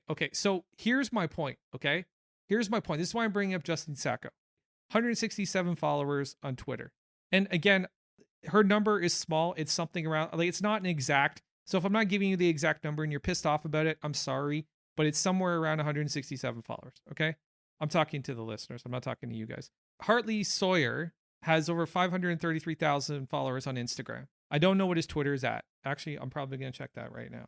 He probably deleted his Twitter, but my point is this, okay? The point I'm trying to make while I'm looking for this is very easy. Hartley Sawyer has a better chance of being the victim of a witch hunt than Justine Sacco. And I'm not trying to make excuses for his tweets. His tweets were horrible. But what I'm trying to say is, let's say somebody really doesn't like Hartley Sawyer or hates Elongated Man or hates the fact that he's taking time away from Barry on screen or Candace on screen, Iris West, right? What if that person took the time to go search out Harley's Twitter, went all the way back through his history to dig out these tweets? What if he said or did wasn't- something that motivated that person to do that? What if he Yeah. is still, what if he's reflective of those tweets and this person maybe couldn't use what was hearsay, but then found something concrete Okay, to fine. use I'm against So, but I, wasn't- I'm was- willing to acknowledge that that's a possibility, but I think that you guys should acknowledge also the possibility that there could be some fucking vindictive fan that just wanted to kind of find something on you. I think it's way more Okay, but likely here's that the he thing. offended If- someone. Okay. But here's the thing. So first of all, I think it was a fellow actress, Sky Johnson. Sky Johnson. I forgot her name. She was on the Disney Channel or Nickelodeon, one of the two. But Okay. now she's in her like whatever Okay. 20s who exposed the tweets. Second of all, even if it was a vindictive fan, he still tweeted those things. Like it doesn't. He still did that. And this is the thing. I think that this is like the crux of the conversation. I think, Christina, you and I both agree that he is not irredeemable. But I do not think that the actions that his employer took were too far off base.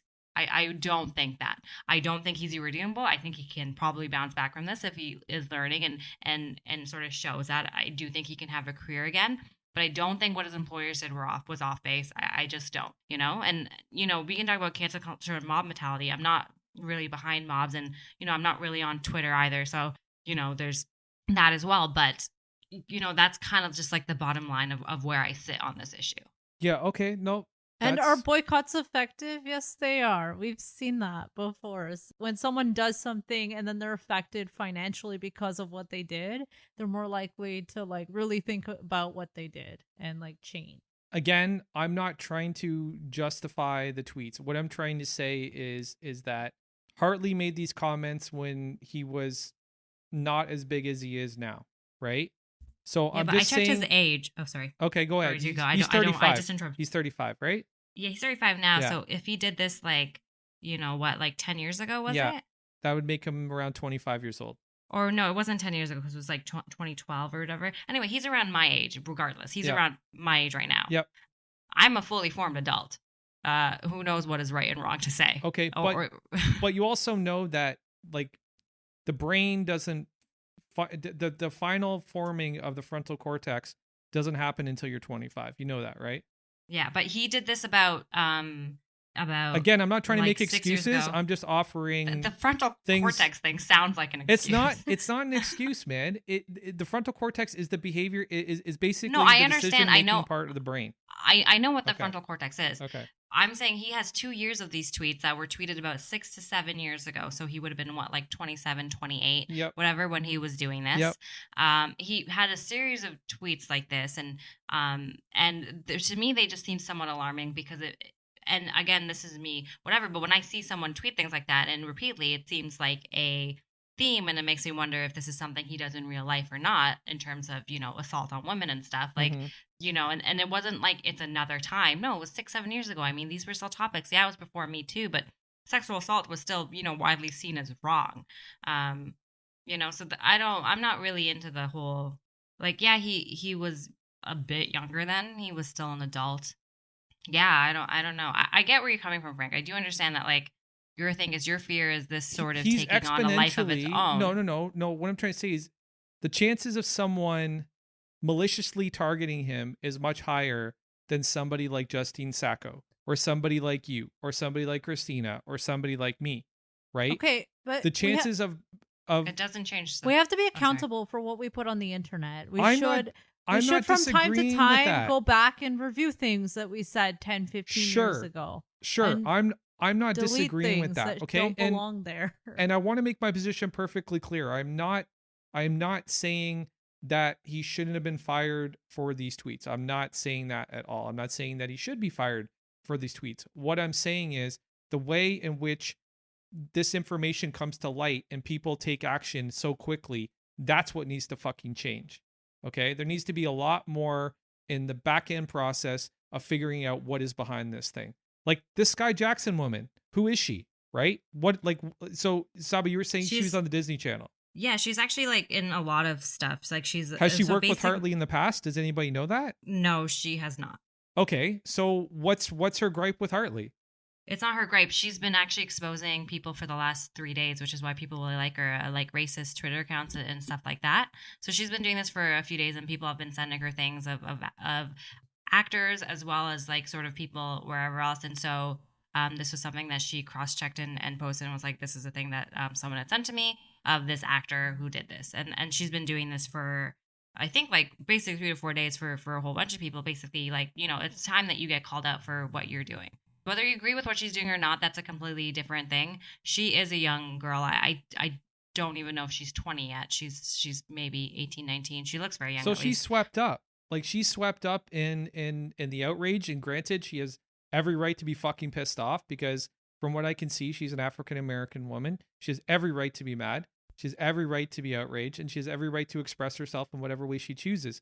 But it sounds to me like Hartley kind of got caught in something that, she went hunting for people to take down. Like basically Okay. like that Amazon series, Nazi Hunters. Like, Okay, but I'm going to Frank- go hunt Nazis. Right? It's a But witch Frank- hunt. That is literally the definition of a witch hunt, dude. Okay. Honestly, Frank, if he didn't tweet those things, this wouldn't be an issue. He did tweet those things. That's the bottom line. I know. If there was nothing to find, then there wouldn't be an issue. Grant Gustin, there's nothing to find. Stephen Miller hasn't really been any. Like, you know what I mean? Like, this wouldn't have been an issue if he didn't say those things. But we're talking. So the onus does not fall on her at all. I'm not because trying to blame her. I'm saying that It's all on him. These Sure. were his decisions. He's an adult. Decisions have consequences. I'm not going to baby someone. I'm not going to be like, this is what you should have done. No, you're a person who can lose a job if you say these sort of things. And you're an actual public figure. If I can lose my job and I'm not really a public figure, then I really don't see us having allowances to that. If they chose to keep him there, again, that's their decision. If they were like, okay, we're going to facilitate something and sort of do that thing, then they could have done that too. And I wouldn't have been like, oh, I'm super against that.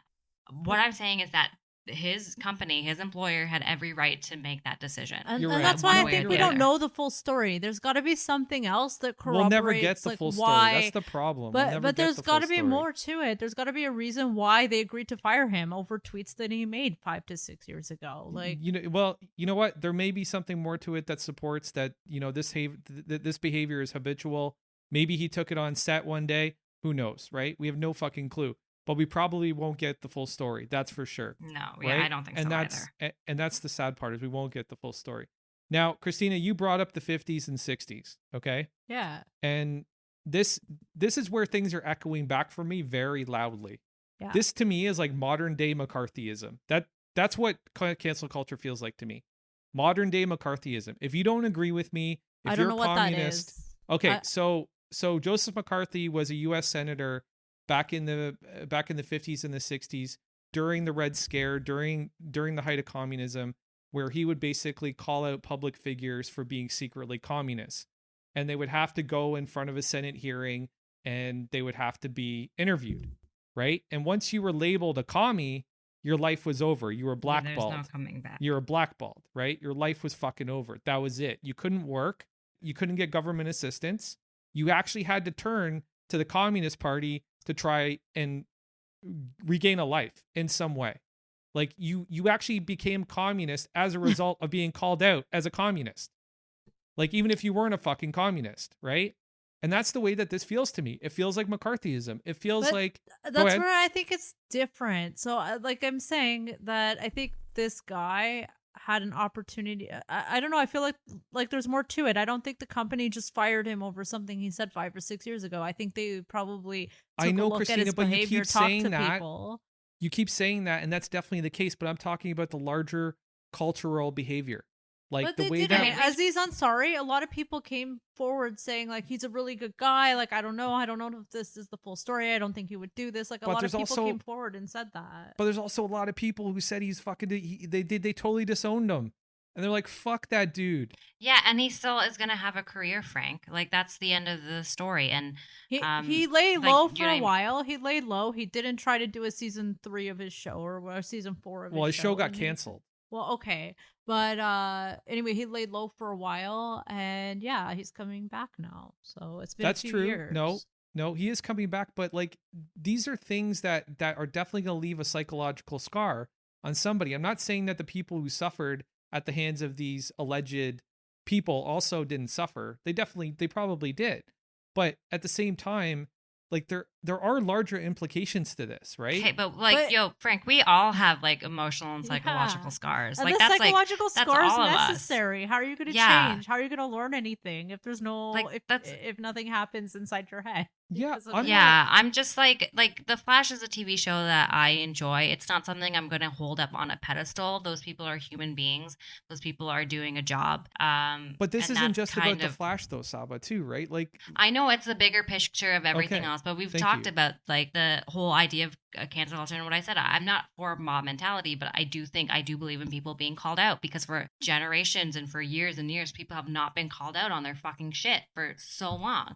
People have gotten away with so much shit. And you know what? Maybe people just need to like start investigating more. Maybe they just need to say, "Hold up, guys, we're looking into this." Maybe the That's company all I'm needs to saying. come forward and just do that to That's give all I'm themselves like more saying. time rather than just reacting. But like I That's all do I'm think saying, that dude. consequences need to be had. Maybe it doesn't have to be a firing every time. Maybe it could be a suspension sometimes. But like that's all I'm I saying. do think it needs to depend on what was said and what was done. That's 100% what I'm saying. That is all I'm Yeah. saying is that the process needs to get a little bit more refined, and it has to start to deter people from the dogpiling and the internet mobs and this fucking court of public opinion. Okay, like I'm I'm not sorry. against the court of public opinion. No, I am think against the people, court of people public should call opinion. people out. That should be okay. But I do think that the companies can protect their people. but how a little many bit more, how many maybe. times has the court of public opinion got things wrong? Do you remember that people But thought that's OJ what I was said. innocent?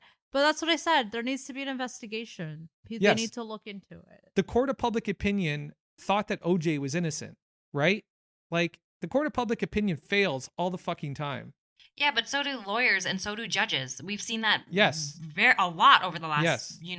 years. The system doesn't work. specifically. You're And there's right. The nothing system ambiguous sucks. about these The situations. system sucks. These Yes. situations are not ambiguous. People are being called out for things Yeah. that they put in writing. And I think this is what we can all sort of agree with. Like we said, it's not a black and white issue. And I said this before, that there's a lot of grays and there's a lot of dependencies. There's a lot of thing that goes into it, into this. And like I said, I don't like there not being a dialogue about the situation at all, because then you can't grow from it. But I do think it's up to the individual to grow as well, and to like people can educate you, but it's also up to yourself to educate yourself. If this makes you sort of like lean to another side or farther into some sort of extremism, well, that's very sad that that is where you go when you're faced with adversity and like this, pushback of stuff. But my kind of hope is that for the most part is that people can learn and grow and change. That's my hope.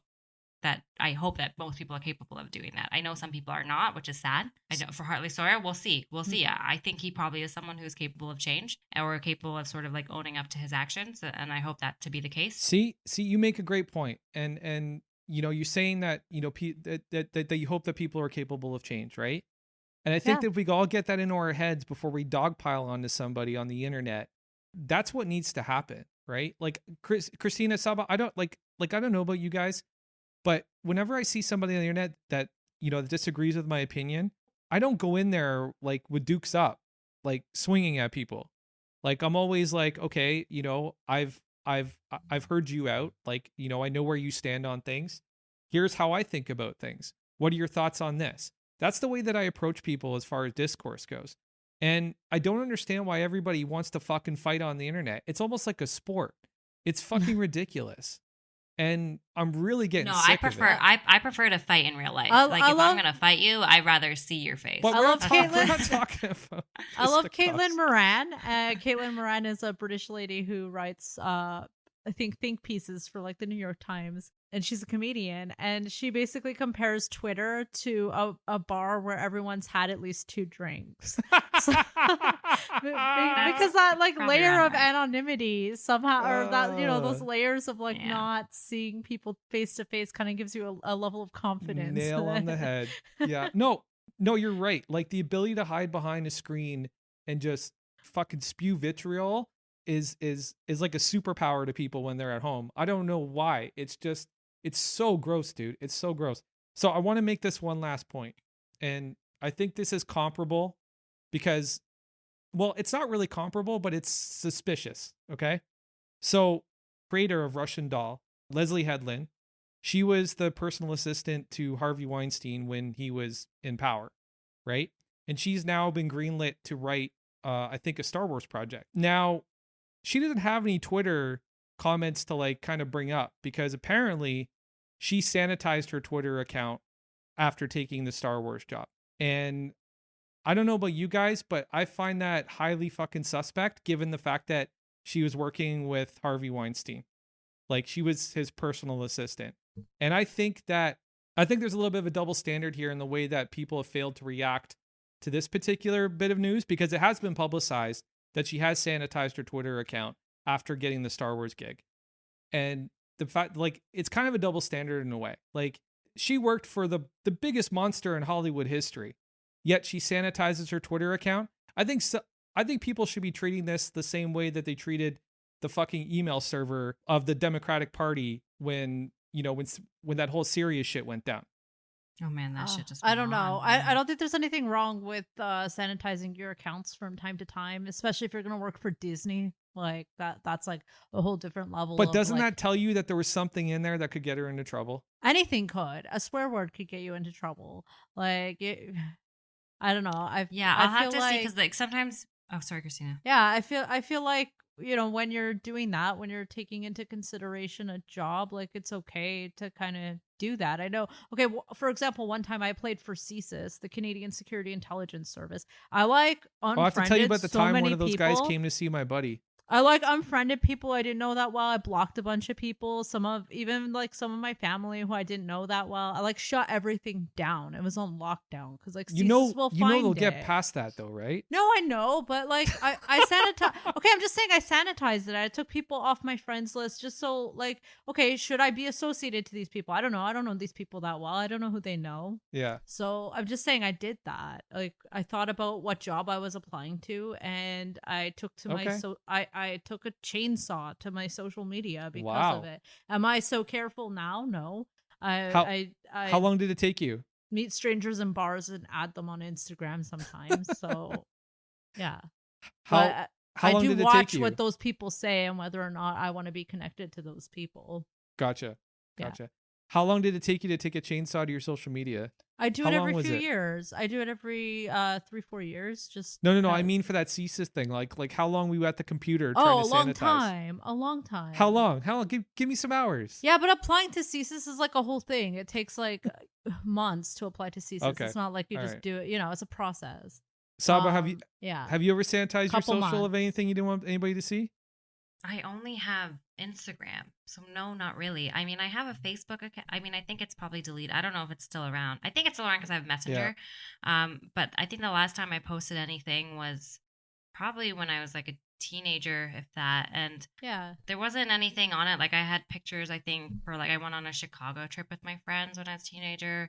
I think I like would just, yeah, I don't really have anything that I would need to like nothing. I mean, maybe something embarrassing. Maybe Yeah. is Yeah. on there, Like I'll but just nothing. take things that are dumb. I'll take down things that are dumb, naive, not well informed. But I've never said anything that I felt. Oh, I don't think you Yeah. have. No, neither. Yeah, have I. it's I'm not neither have taking I. down things because they're like offensive. I'm Yeah. just taking them down because like, oh, I was young when I posted that. It sounds stupid. I don't like Yeah. it anymore. And Yeah. I've just Yeah. been very. I mean, I have social media and stuff, but like I'm not a big user of like Instagram is probably like the main form of social media that I have, Mm-hmm. and even that I'm kind of like whatever. I mean, my mom's on my Instagram too, so it's like, how risque am I really going to Yeah. be on there? No, I have my family on mine too. I have my Word. mother and my brothers are on there. My cousins Word. are on there. And she shows everything to my dad that I post too, so there's always like that really fun caveat. but that's the It's thing. funny. If you're gonna have public profiles, they should be okay Yeah. for your. Actually, family my to- mom told me my dad said something really funny because I went to Puerto Rico back in December,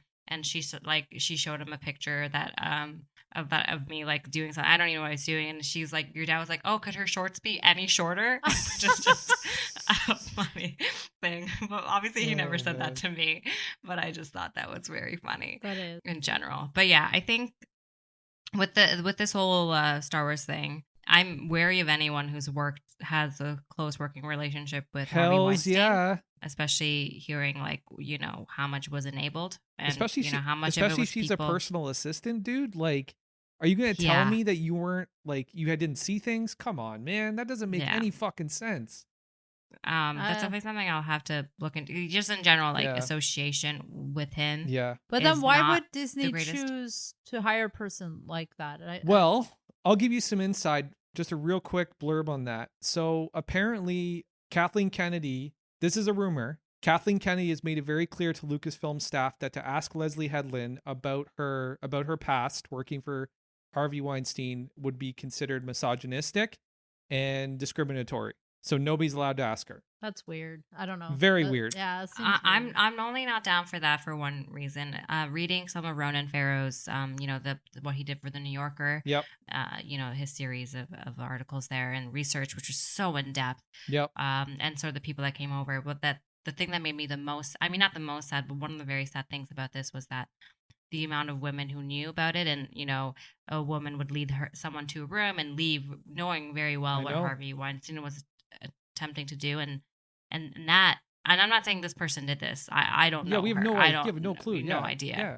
But I think in terms of anything like that, also made me quite sad. Along with like the whole story in itself was just horrible. But Yeah. And um, the crazy thing is Jeffrey Weinstein, not Weinstein, Epstein, the billionaire guy. yeah, He had a woman Mhm. handler too. He had a woman go Yeah, out and get I read kids an for article. her. Or Oh, go get kids that's for him. so, I read the article Oh, about that that's- lady. Yeah. It's yeah, I don't know. It's a crazy Fucking fucked nuts, up dude. world out there. Yeah, I Fucking don't nuts. know. Anyways, I want to thank both of you for taking the time and being so candid and passionate about your ideas and sitting down and having this conversation. I think it's important to have these kinds of conversations, as we like to say. Meanwhile, is about having conversations, not shutting them down. That's kind of our mission statement here. And I really appreciate what you guys brought to the table this evening. Thank you again to both of you. And I think we're going to sign off here. Thank you guys again for listening. If you could, head over to Podchaser, Apple Podcasts, or Stitcher. Drop us a review. Tell us what you think about the show. We're always in the process of trying to improve the show. So any kind of feedback you can give us will always help out with that. And tell your friends about the show. Send them a link. Let them check it out for themselves. Thanks so much again, guys, for listening. I'm Frank McGuire. I'm Christina Dudamas. I'm Saba Mir. Peace.